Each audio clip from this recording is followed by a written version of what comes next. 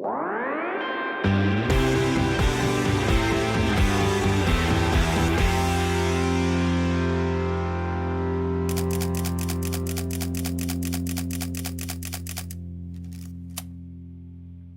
right, we're gonna try doing this out here. We're doing the slot at Anza-Borrego State Park. It's been a while since I've wanted to get out here. You guys can see it right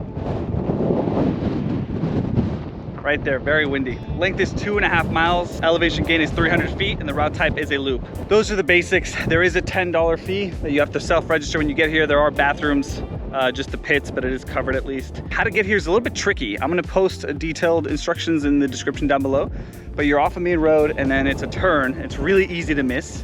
It's about a 10 to 20, I'll say 15-minute drive on dirt. So if you have a low car, this may not be the right hike to bring that car on. All right, this video is gonna be a little bit longer because I'm gonna show more video than I normally do of the hike, but that's because I wanna show you guys the Slot Canyon. Now, there's two things that I wanna call out, very important. You either start west or east. If you start west, you're gonna start up top, so you're gonna see the Slot Canyon down below. It's pretty, the mountains on the sides, but it's not that exciting, right? The only reason you wanna go west first is if you wanna go downhill. If you feel more comfortable going downhill, a steep downhill, that's the way to go, and then you'll come back through the Slot Canyon, make your way back up to the parking lot.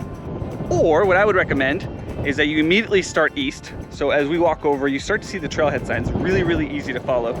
You'll head down and you're immediately into the Slot Canyon. You're in the Slot Canyon for maybe a little bit more than half a mile, and then you'll come out kind of this big wash, right? You'll see it's no longer narrow.